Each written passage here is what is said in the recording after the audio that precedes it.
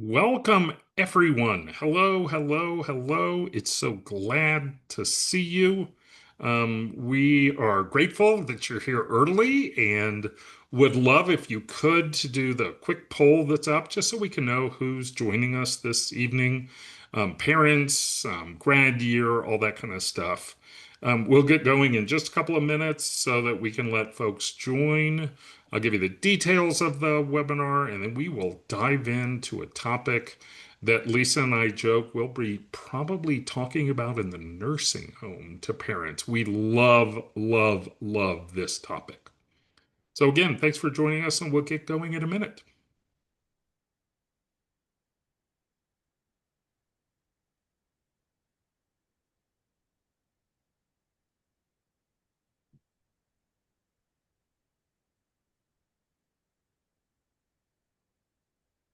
Again, welcome everybody. We really appreciate you joining us. Before we get going, if you could just complete the handy dandy little poll here so we can sort of locate who everybody is and where they are, grad year wise, and parents versus students versus our colleagues as college counselors, and we'll get going in 1 minute.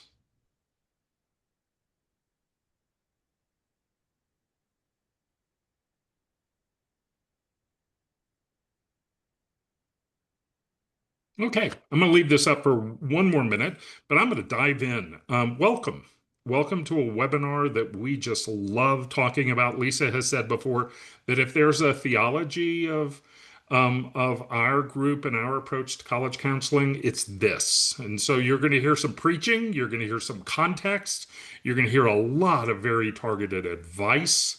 Let me get the webinar details out of the way. We have a Q&A box. As we go, when you have questions, please use that. It'll be easier for us to navigate questions that folks have. Sometimes the questions are really, could we meet with you for half an hour to talk specifically about our child? So we probably can't answer those in a tight Q&A box. Sometimes they're great questions that we may interrupt what we're talking about and share them with the whole group. We will be sharing tomorrow the recording of this webinar and the presentation materials themselves. And we'll also be sharing the upcoming webinars that this is sort of a series and a part of. So there, I've got the details going. We sort of know who you are. So let's dive in. Tonight, how to jumpstart your fall. We're a couple of weeks into it. For those of us in Austin, it doesn't feel like fall.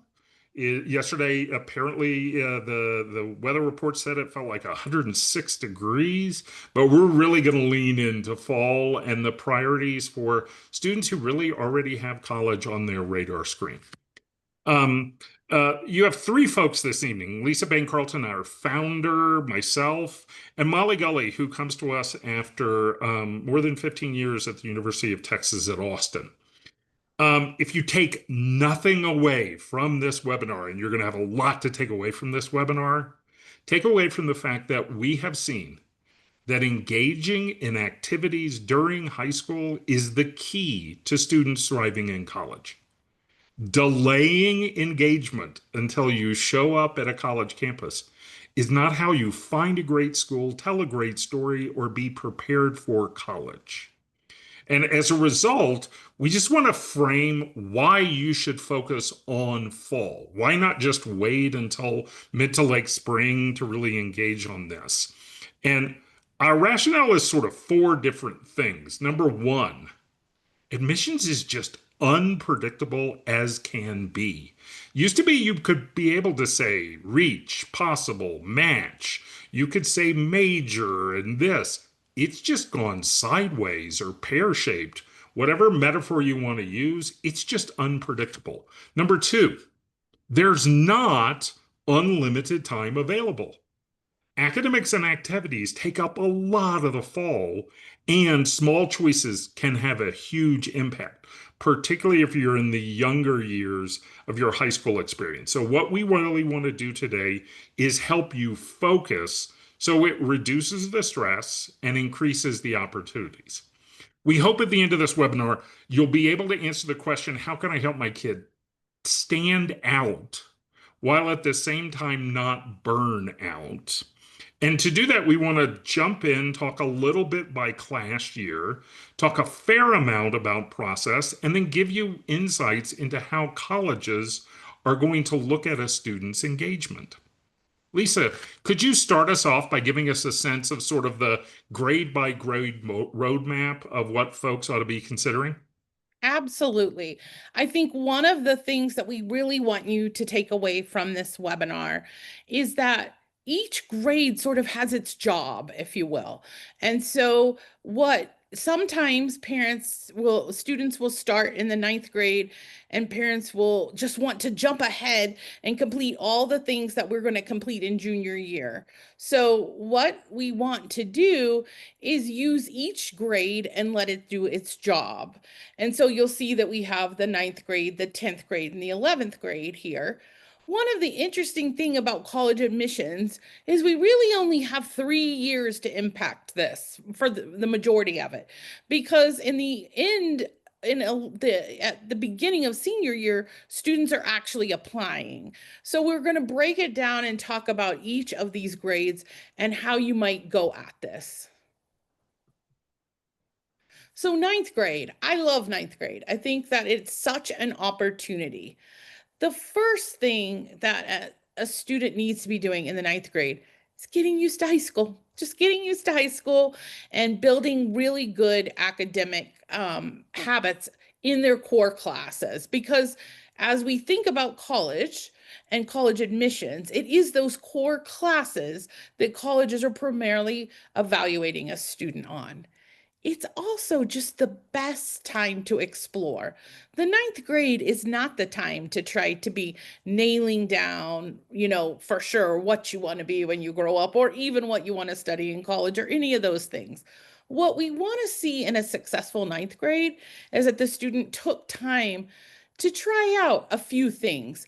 Now, they don't need to try 5 things, maybe three, maybe one, but add on, explore some new interests, and then get involved a little bit and see how the student likes it.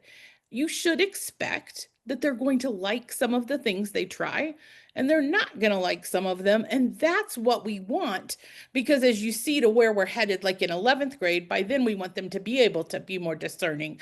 So it's equally a success if they join the business investment club thinking they want to be a business major in finance, and they are like, that is so boring, I never want to do that. That's a win, because then we can move on and explore other things.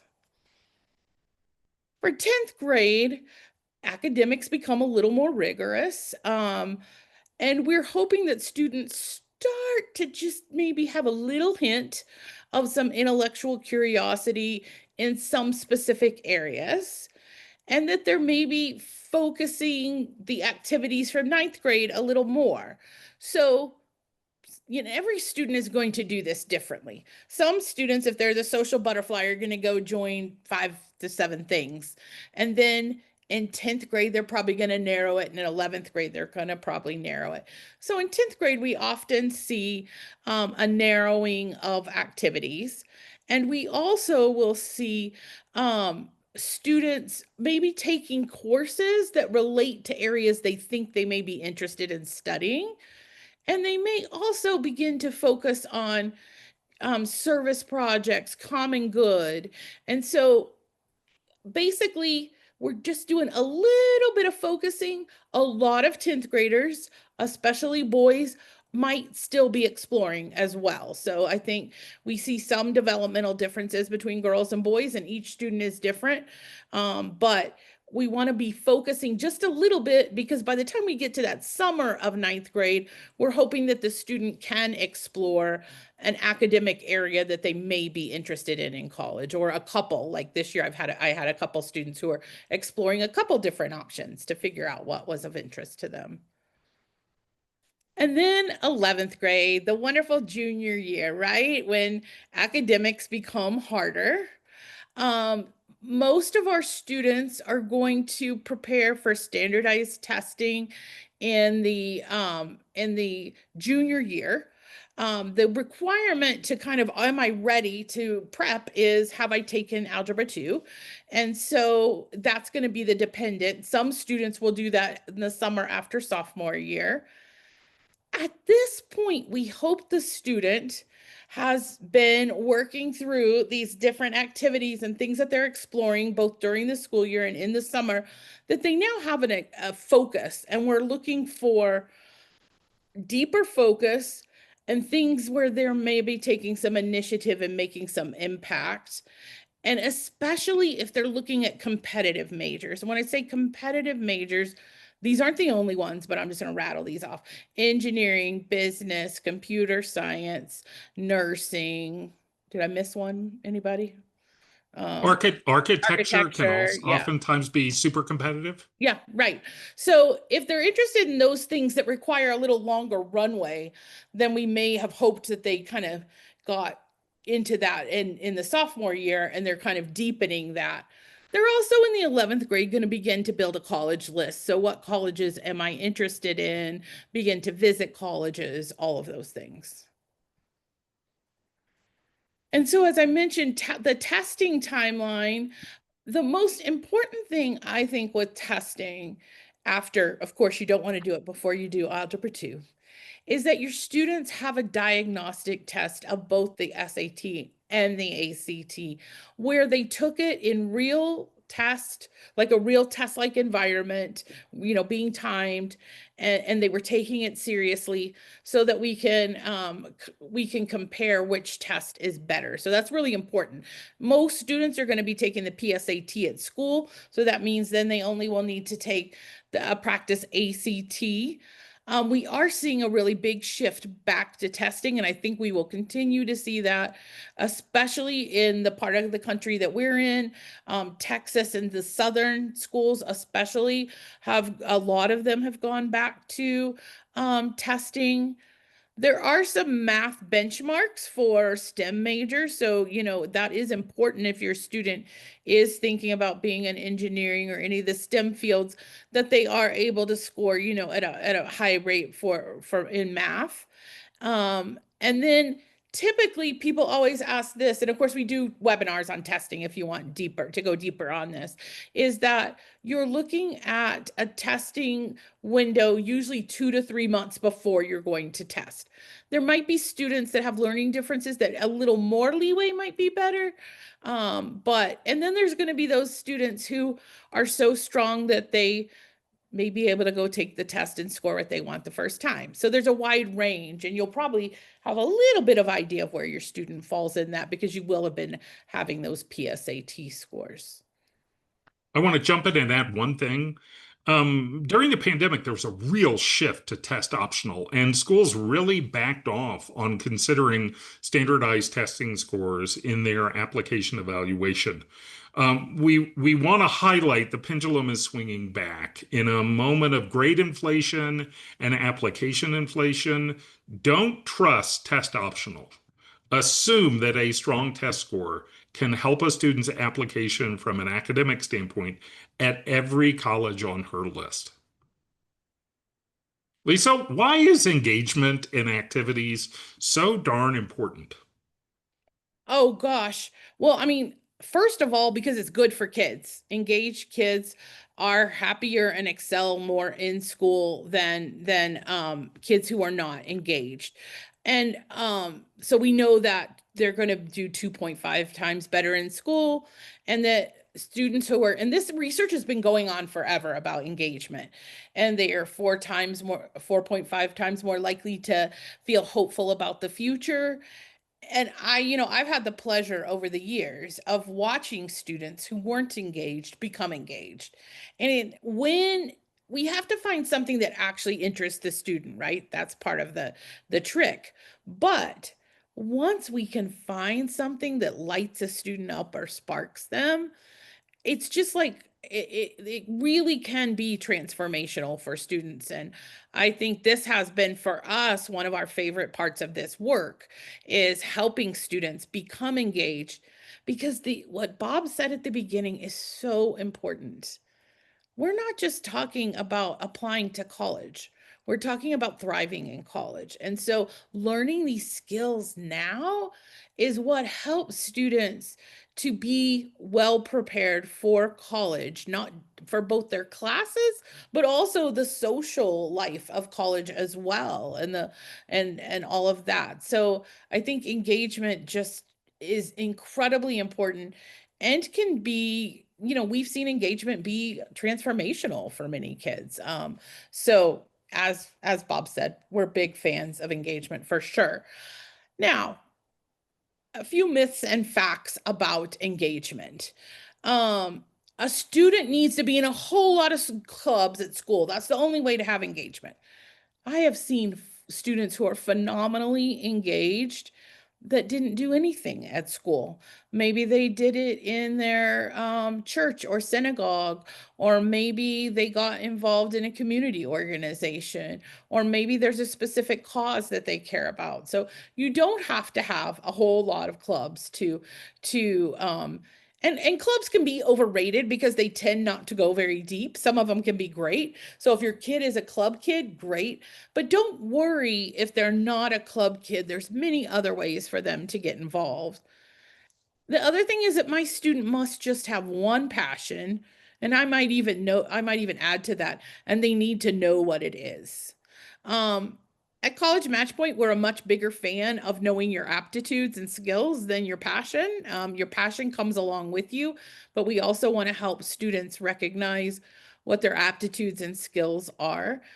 And great college applicants aren't just one dimensional, okay? So a great college applicant will often have many dimensions. So there isn't, oh, I need to just be one thing. Now, it is nice to ultimately have maybe one thing that a student did have depth in. That is important. And my favorite one, the number of community service hours is critical. I don't know who started this rumor, but it really isn't the name of the game. And so, students sometimes come in and they're like, I got 100 hours. I cleaned up the cafeteria at school. I cleaned up the trash from the dance. Those things are kind of hard to translate onto a college application versus I really care about the environment. So I got involved in, Texas cleanup or something. And I did that for 4 years, one Saturday a month or something. Why is that? And that might not be near as many hours as my other student over here who's excited about her hours. Why that is so much more important is because I can read into that what this student actually cares about. So it's community service should connect to what a student actually cares about, not just connecting up hours. And I think that's one of the things that always disappoints kids when we get to this point of doing applications, when we're like, gosh, how do we even tell this glom of hours that's all these different things. So focused hours is great. And the last big myth is some students love school. They just love school, and that's great. Extracurriculars and academics can absolutely overlap and oftentimes do. So a student may take a course in biotech and it interests them so much that they actually want to shadow someone in that field because they're really interested in it. And then they shadow someone in that field and they get interested in a summer program in biotech. So, in other words, those things often overlap. And sometimes if students are taking really specialized courses that will be towards their major, if they don't have a lot of activity, we sometimes put it on their resume. So, you know, so it's extracurriculars and academics. I think people think they're kind of like this, but they definitely can merge for sure. All right. How do students define thriving? I think one of the biggest things with this is that we're encouraging students to know their skills and their talents and their strengths, and then to learn to use them on a daily basis. That is so incredibly important. So that piece, I would say, is really, really important. Molly, I'm going to invite you in here. on the day, I'll keep going. Sorry. Absolutely. So, one of the things that we see about students who understand their strengths and their talents is that then the motivation naturally follows. It feels authentic, it's not forced. The students no longer feel that they are doing something just to check a box on a resume. They're then taking the initiative. They're naturally finding and being given new opportunities. So that's really where we see when a student understands what their interests are and what their with that major, that career is that they're working towards. That motivation then naturally follows. Thank you. Thank you. I Do want to I want to jump in. I jump want to in. jump in on two things here too as well before we move on to the next slide. And that is that it is tempting to as a family to say, what do we need to do to looks good to a college? It's a refrain we hear more times than we think is healthy for kids and parents. And so one of the things we do is say exploration, trying things out is critical to your high school experience. And so these observations that the Walton Family Foundation and Gallup had, two things I want to highlight: that students are learning new skills and that they're learning things that are interesting. Some colleges call this intellectual curiosity. They really, really love learning and they love trying things out. Now, Lisa, you've talked a lot in your 16 years of working with kids about a sense of activities engagements being a wave that builds on itself. Could you let folks who are on the webinar this evening know exactly what you've seen that with students look like? Well, I think this is where it takes a little, like in the ninth grade, it takes a little, like, kind of faith that this is going to work out.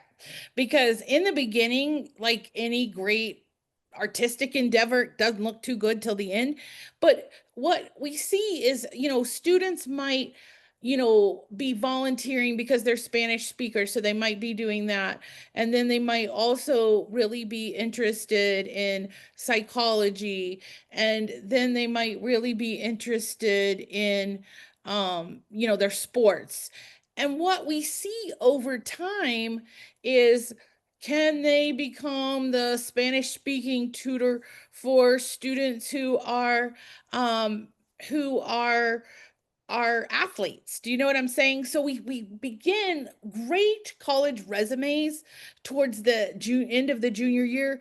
It's like you have these threads and they all sort of come together. So the wave is in the beginning we don't know which things are going to emerge as the main threads, and we have to kind of just accept that and go with it. And I think that's sometimes hard for parents because we all get nervous as parents, like, oh, is my kid going to have enough, which is understandable. But we have to give kids the chance to explore. And then they're also doing this academic piece. So we're also seeing what are those things that in the academics start to emerge as the things they love. And then those things kind of come together. And I think my favorite kind of what I try to do with students is then find a way to weave those things together, because I feel like that's when we really get to the sweet spot. And when you think about a student and how they're going to stand out in an application, so they're not just a business kid, they're the business kid that's a Spanish speaker that can do this or that, or they're the business kid who's also an artist and sold his art. I have a student right now doing that. So like some things that surprise the reader, if you will. They're not, oh, this is just the typical thing that every business kid does, a business incubator, and then they shadow a finance person. You know what I'm saying? Which there's nothing wrong with those things. But the wave is when you can kind of merge multiple things together. Doesn't happen with So every student, but So Lisa talked a little bit about how this gets read, how it gets read in an application. And so what we want to do for the next section is have Molly and Lisa really try to give you an inside look on how colleges do actually evaluate engagement. Again, I want to remind you, we'll be sending these slides and recording to you tomorrow. So don't worry that we're about to sort of fire hose you with some context. And again, as questions come up, just use the Q&A box. and Molly, I'll have you take the lead and I'll throw in ideas where I have them. Sounds great.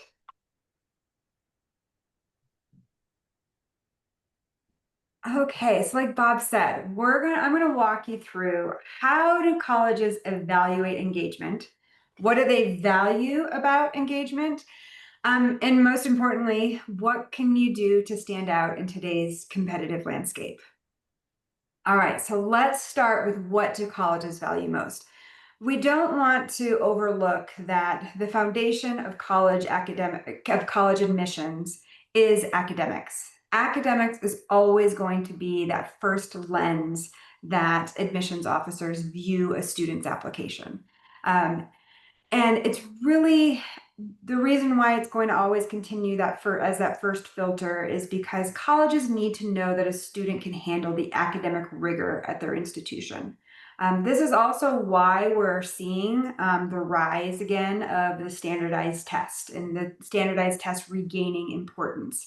As more and more students' transcripts are looking exactly the same, colleges need a way to figure out how to differentiate. So that's why we're seeing that reliance on standardized testing again. But it's also why engagement becomes so important because engagement can be that differentiator. It can make a student stand out. So what we're seeing at public universities like UT Austin, Michigan, and the UC system is that fit to major is becoming very important. So colleges are going to want to see that initiative, impact, and that evidence of a clear progression of interest across several years, what Lisa was talking about.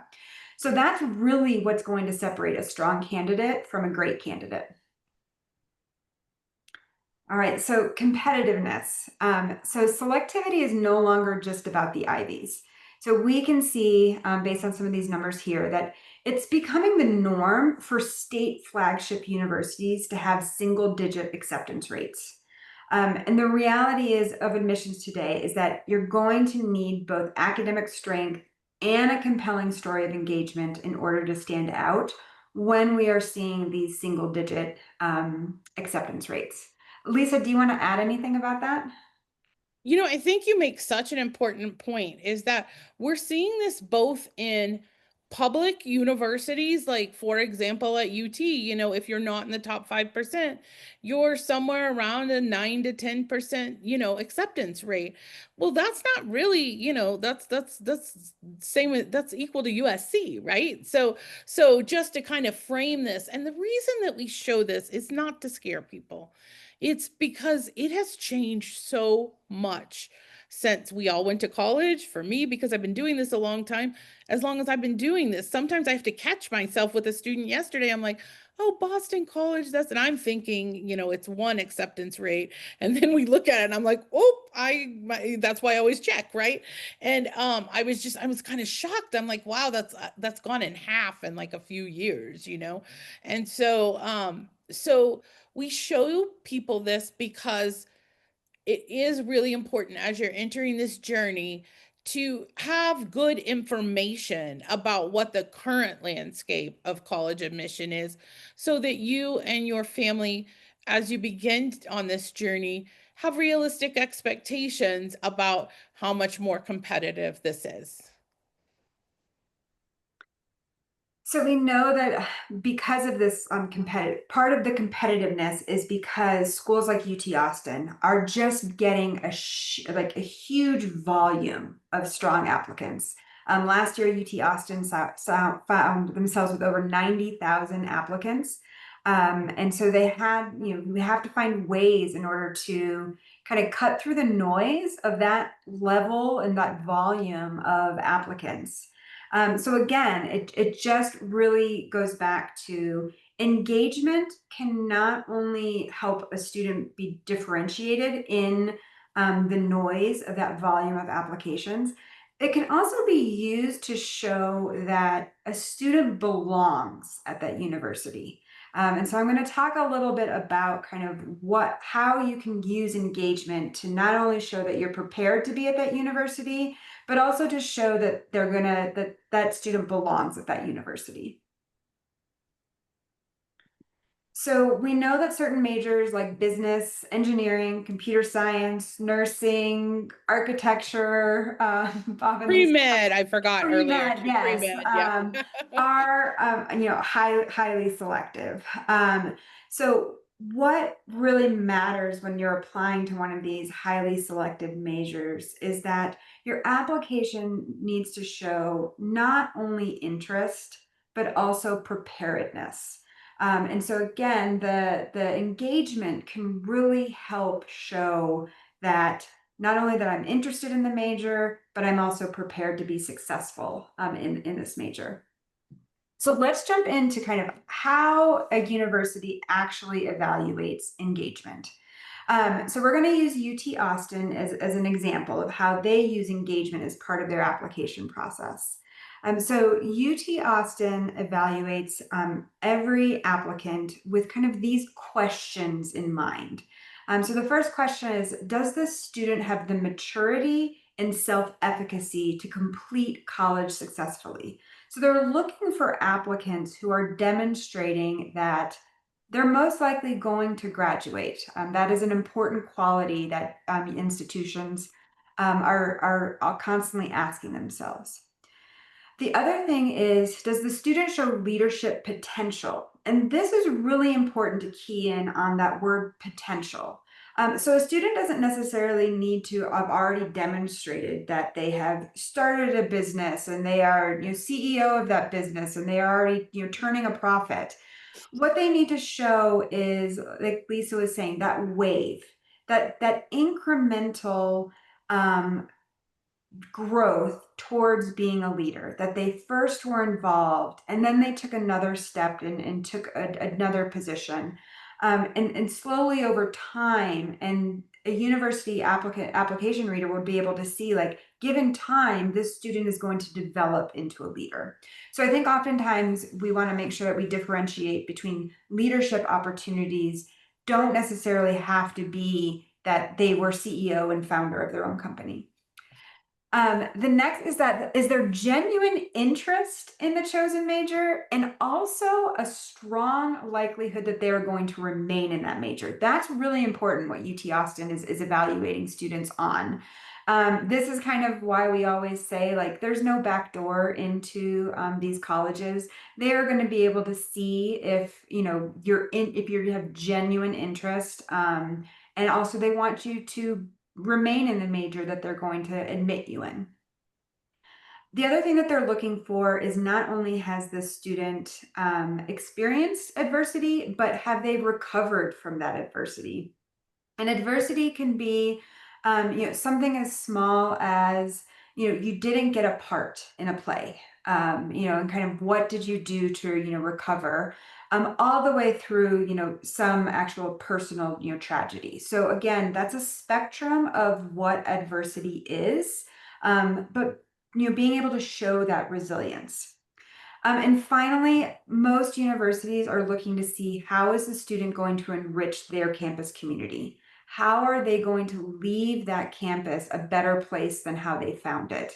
How are they going to, bring those leadership skills, develop those leadership skills, in order to, enrich that campus for other students? So really what UT is constantly looking at is those markers that are going to predict the success of its applicants. And ultimately, that's what's going to, help the university decide if they'll extend an offer of admission. The other thing that is unique about UT Austin is that they give students the opportunity to tell this story, this wave, to weave these threads together. And they give applicants that opportunity to, show their tapestry by the expanded resume. So first I want to explain what the expanded resume is not. Okay, so it is not your traditional 1 to 2 page resume. The expanded resume can be sometimes 6 to 8 pages long. It is not just a rehashing of your transcript. And it's not just a list of clubs. So again, like, quality over quantity is what the expanded resume is about. So what is the UT resume? What should it look like? It should be a story of your growth your engagement and your impact. It's an opportunity to highlight academic projects, involvement beyond just being a member of something, but also it can highlight your journey in becoming a leader. And that leadership position can be formal or informal. It's really important that you use the expanded resume to not just tell the things that you did, but really show. So use concrete examples, show outcomes. Also use the bullet points to provide points of reflection, showing how did you grow, how did you learn, and also use those bullet points to make a compelling case for your admission. And something I'll add here is that Molly used UT Austin as an example, partially because that's where she has been, knows that system. But one thing that, because we're based in Austin, many of our students apply to UT Austin. What we have found though is that this playbook for UT Austin works beautifully for other colleges, like beautifully. Now, we don't send this really long resume to the other colleges because it's too long for other colleges. But even getting every student to start with this long resume lets us get their whole story on paper. And then it helps us know, for if we say have like a 2 or a 3 page resume, okay, what are the most compelling things we have on here? So one of the things that we have noticed over the years at College Matchpoint is that while this is the UT playbook, it plays exceptionally well all the way to the Ivy Leagues, to the other flagships across the board, because it's really showing a focused student and hitting on really things that are universally important and admissions, but other schools maybe aren't quite as direct on what they're looking for, but it makes an excellent applicant. So that's been one of the kind of fun things over the years as we have, grown into this, is to see how this playbook is a great playbook for most colleges. Yeah. Absolutely. Yeah, that fit to major is Mhm. really just becoming something that we're seeing across a lot of institutions, for sure. Absolutely. Yeah. Okay, so how does a student kind of experience the power of fit? So students who stand out show that authentic alignment. Again, really demonstrating, like Lisa was saying before, it is okay if a student explores something and the outcome is that they find out it is not a good fit. That is just as important to share with as part of their application of I explored and found things that I don't like. Obviously, their courses, their test scores, activities, and essay, all of this needs to show that it's reinforcing their academic direction. And it doesn't need to be a straight line. It is okay that if their story of fit to major is lots of different, sidetracks and maybe missteps, those are just as important to demonstrate your power of fit. At UT Austin, and we're seeing this again across other universities, they're asking students to apply to their first and second choice major. And so the first choice major really needs to show clear preparation for that field. It's really kind of what we say is consistency and credibility. So that authenticity of a student's story can really help a student relay that they are prepared for that major. And I think someone asked a question that I think is worth addressing to everyone, which is how in the world can we expect a 16-year-old to know their major? And Molly and I are both counselors by training, so developmentally, I don't disagree. And unfortunately, like this is where we are in college admissions. What I will say, having been kind of a skeptic of it in the beginning, is I think students learn a lot by trying on majors and having that experience is a really great growth experience for college. Now, I think what it misses, in my experience keeping up with students, there's still the rate of students changing their major hasn't changed a ton if you look at the research. So, a student may go in and then they may learn about some other great thing and they may, try to switch to that. But I do think that career awareness and preparedness um, at the high school level has been shown to be a very successful and powerful thing for students. And so, um, even if maybe they end up with another interest in addition to that one and they merge those together or whatever, I think for most students this ends up to being a positive. There will be those students who maybe can't narrow it down to one thing, so they have two or three things they love and they have activities in those, and then we target their college list towards colleges where that's going to really fit well. But overall, I think this is the really become quite a big part of college admissions. And so, whatever we all think about it, it is a pretty important part. And there's really, at this point in college admissions, unless a student wants to go to a small liberal arts college, which very few of them do, even though I think they're great, you could go there and be fine. But yeah, I think that the major thing is super important. Yeah, and I We think want to take that's, a we oh, go want to ahead. take a couple of minutes. Yeah, we want to take a couple of minutes now to really dial into the kind of activities that might stand out most. Molly and Lisa, could you take us through the next couple of slides to really give us a sense of that? Absolutely.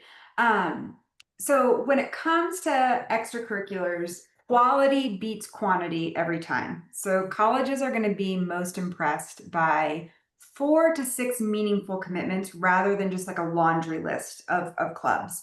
So again, having that initiative and impact, so that wave, that thread of development from the freshman year, to the junior, and then really services that connect to your true interests are going to carry more weight. And again, I really can't impress enough. Informal roles, don't underestimate them.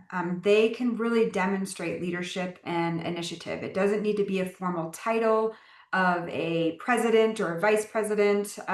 It can be an informal leadership role. And an example of an informal leadership might be I help raise my brother and my sister. I work in a family business, there's lots of different types of informal leadership for sure. Absolutely. Um, so initiative and impact. So colleges really view service as an expression of your character. And one thing that I want to make sure that is clear is that service doesn't necessarily equal volunteering. That is definitely a way to have service and to make an impact on your community. But there are so many other ways to serve your community. Students who are they often will ask me like, okay, so do I just need to volunteer at the local food bank? Like, no, that's not an authentic way. Obviously, if that is something you're interested in, that is going to be an authentic way to give back to your community. But there are lots of ways that you can serve your community. I have a student who really like she is really involved in soccer. And so she finds a way to donate gently used soccer goals and balls to the community that doesn't have access to those types of equipment. So again, she did that on her own. She took initiative, she made an impact, it showed leadership, but it also showed a way that you can make an impact on her community. And what's really important is that you want admissions officers to see what you learned and not just what you did. So making sure you're using those community services to do that. And then I'll jump in here on the highly selective colleges and majors.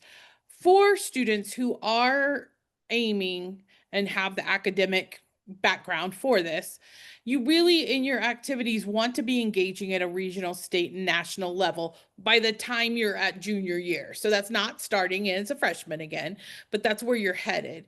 You also want to be that student who solves problems. You see a problem, you try to solve it, you create a legacy.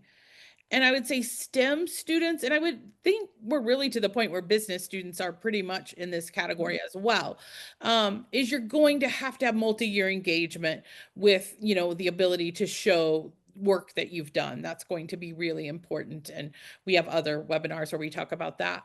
And then independent research can also be a great way to do that. But what we're really showing here is if the student knows and is, the kind of student that is aiming at the very top, this is a little, we change the rubric just a little bit, and you've got to have a little different goals. So what are kind of these traits of a student who are applying to the highly selected schools? What do they have in common? Okay, so all of them have taken the most rigorous courses are offered at their school, and they are earning A's. They are ranking in the top 5 to 10% of their class, and they also have the test scores to match. Their resume is demonstrating that initiative and impact.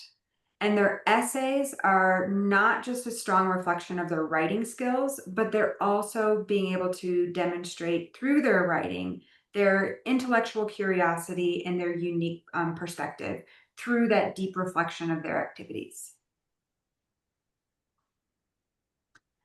And so all of this becomes a package. So you really need to think of it as having, a full way to use your academics, engagement, and that reflection, making sure it's showing up across your essays, test scores, the expanded resume, your transcript, even the common application, even those fields in the common application. They need to all work together to tell one consistent story of who you are, what you've done, and why you're ready for that next step. Great. We've talked a lot about what and why. Now, what we want to do is give you a peek into the how that we've developed over the last 16 years working with students. We have a model, we call it I4. Lisa and I developed it, and it really focuses on some of the watchwords that you've heard us mention frequently in this webinar. As a student goes from eighth or ninth grade where they're interested and involved, and then they step up in sophomore or junior year and focus on initiative and impact, but this is all guided by the student's unique aptitudes, the skills that they love using, and the motivation they have. Now, we use these terms, initiative and impact, pretty frequently. And what we really want to do is help a student, when they're ready, translate their involvement, their engagement, into the opportunity to start with an idea, to take a next step, to have a tangible outcome. We want to be clear. This isn't Google Maps. This isn't do this, then do this, then do this, and you'll show up at an Ivy or Georgia Tech or Claremont McKenna. But instead, this is student driven, not parents, not college counselors, but student driven. And then impact, you can always see this in a student. She's become so involved in her campus or her temple or in a friend group or in an activity, and she, through her own motivation, really wants to build a lasting impact on the communities that she's a part of. Now, Lisa talked a lot about planning by grade level. We really find that it breaks into sort of two lanes. In 8th through 10th grade, particularly fall of sophomore year. There's a lot of exploration. Who am I? We use a whole set of tools to help them identify, to experiment, to discover, to act on that idea of their aptitudes, skills, and motivations. But even starting in spring of sophomore year, we see students begin to say, how am I going to go deeper? And they motivate it with a focus on opportunities that they're excited about to take initiative on their interests and to take that involvement and really translate it to impact. Now, we've mentioned a couple of times this idea. Lisa started with it, contrasting passion with aptitudes. You'll read or hear a lot of people talking about passion projects and hooks. And we think those are all nice buzzwords, but at the end of the day, these are my kid's gifts. This is what he's uniquely good at, his natural talents. You can tell when your student loves using a set of skills. And almost all parents can tell you, my child is motivated by competition or hands-on projects or helping people. This should be the compass that helps a student build a path, a map for deepening engagement over their high school experience. and most importantly, helps prepare them to launch into college and to thrive in college. Now, one of the things we've seen as we've entered this period of application inflation is that when colleges read applications, they really are looking for skills. Molly mentioned resilience. This surprises many families.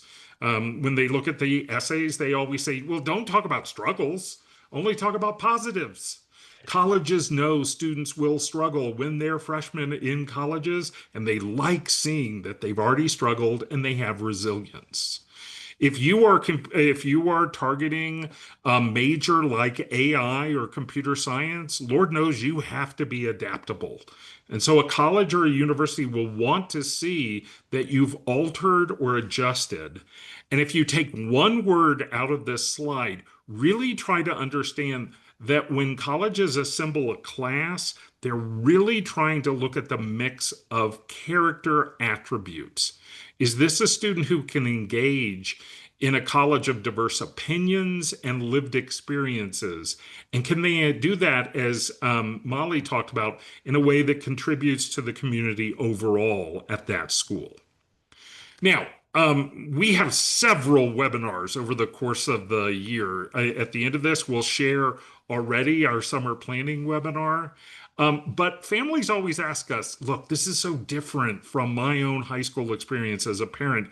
Could you explain to me what the heck you mean by activities? We're going to pause on summer because we're going to spend an entire hour on it in January. Group projects are an increasing part of a student's educational experience at their high school or in some of the enrichment programs that parents have decided to help their student get more involved in. Lisa mentioned independent research. I really want to encourage parents and students to think about, is there an online class I could take, not for college credit, but to develop skills that I'm really interested in? One of the things that I think is so challenging in this universe right now, where everybody talks about the same 25 schools, is that parents and students sometimes wonder, does this quote unquote count? Does this activity really count to a college? A hobby. I love to read, and here are the 45 books I've read this year, is a compelling statement for a student applying to English at a small private liberal arts school. And then finally, we really, really want to emphasize that either having a summer job or a job during the school year can be a real marker to a college that a student is adept at interacting with others, particularly adults, and that they know the responsibility and the expectations that go with having a job during high school.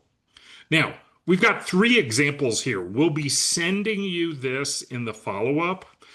The first one is a student who was an ice cream scooper here in Austin. And by the time she graduated, she was the merchandiser for that school, for that chain of ice cream shops. And it eventually led her to excel in marketing at the school that was her biggest reach school. We have another student who knew she wanted to be a doctor. She volunteered in a hospital that connected her to a research program, and she ultimately networked in that program to find a college that really matched her specific interest for medicine. Now, we've talked a lot about an assumption of student motivation, and we won't ask for a show of hands, but we know there are parents on this webinar whose headline of their head is, this is all well and good. My kid is stuck. I need help. They're not getting involved in anything. And so we want to give you a couple of pieces of advice. Start with a low risk activity. If it's volunteering, volunteer as a family. Brainstorm activities to build on that low risk, to build some momentum. And then finally, celebrate those small wins, that effort, not necessarily the outcome, but the fact that that student who was stuck actually took the risk, because there's a lot of vulnerability. And frankly, there's a lot of anxiety about stepping into an activity. So we've talked a lot. Yeah, go ahead. No, I just want to, I think this is so important because every student, even if you have multiple kids, they're going to react to engagement in a different way. And so I think it is so critical to start small if this seems overwhelming to your student. We've got a number of years to go here, and the starting small and not making it so big, like, hey, did you sign up for 4 clubs this week? That's just going to often shut them down. So I am a huge fan of starting small and building with students who are maybe unsure, aren't really joiners. And then, I think the slide before, you've got to know how your student likes to learn, how your student likes to engage, so that we're not asking a kid who loves to get out there and do hands-on to do research by themselves, right? So all of this is very individualized. And I think, I love having Molly on our team, who has, been in the university setting. It doesn't have to be one way. Like, it can be something more informal, but the student might have taken great initiative and made a big impact. So start small if your student is stuck. I think it helps a lot.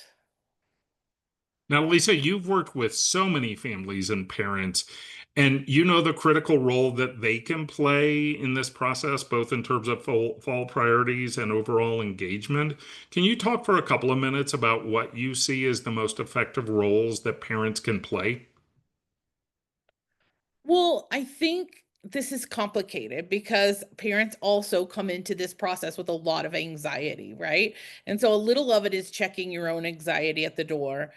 Um, I think parents who are the most successful in helping nurture engagement really pay attention to what sparks their students' interest. Like, if you're out and they're like, I really, there you go to the auto mechanic and they want to know how the car works.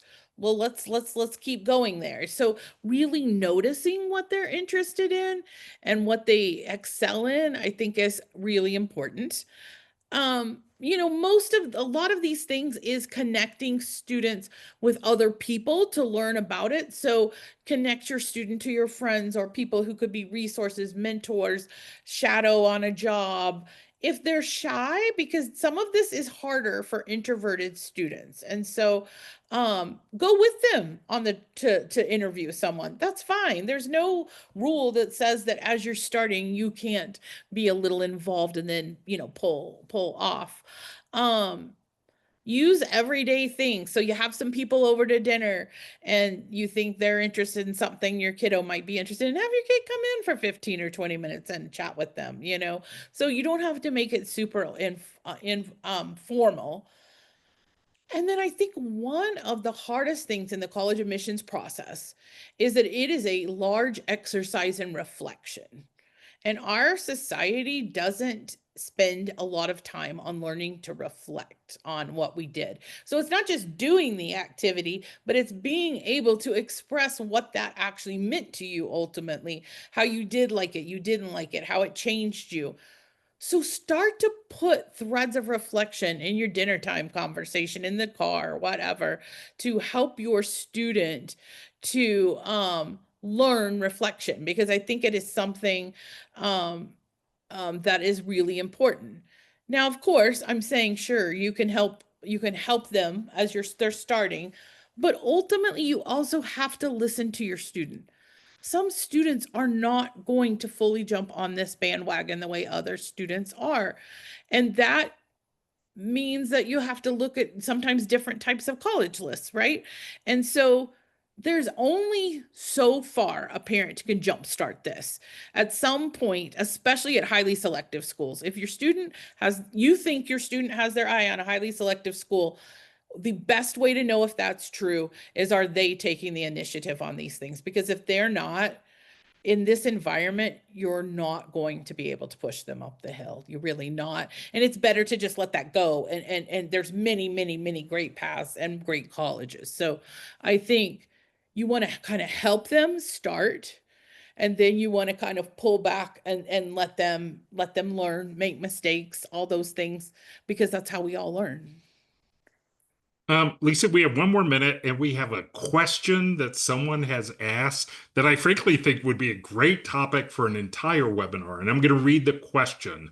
How do Okay, we encourage our students to find the time for activities and engagements when they have a stacked academic schedule and are hyper focused on grades in junior year? great question.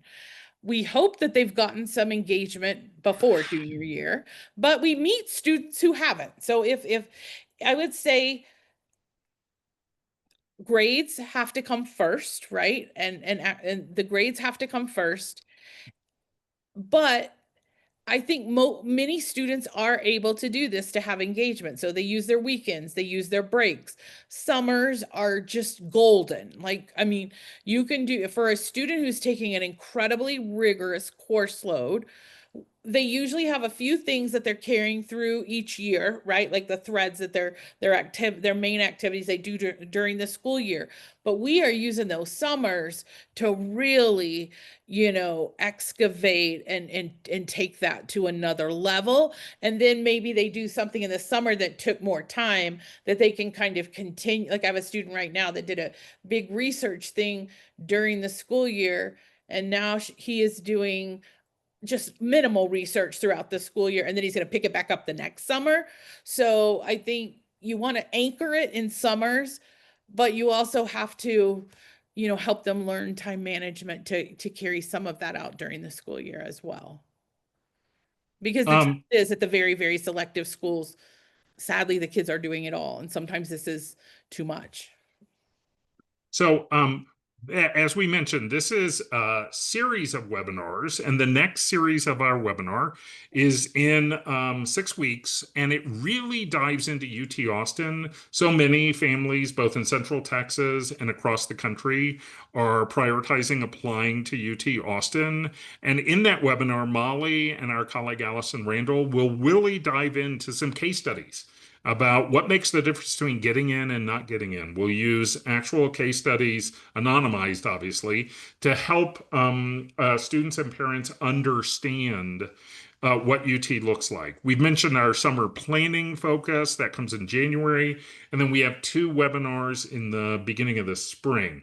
If you'd like us just to go ahead and auto enroll you in all of these webinars, if you could just share your information here on the little poll, and we'll update you tomorrow with the registration on that. We want to wrap up by saying we really appreciate you joining us. As you could tell, we could talk about this for 5 hours, and this is possibly our most favorite thing in working with kids. We're activity nerds and we're kid nerds, and we love this. We'll be sending you tomorrow the recording and the deck, and please let us know if we can help your student or you in any way. Thanks so much, and have a great rest of the evening. Thank you.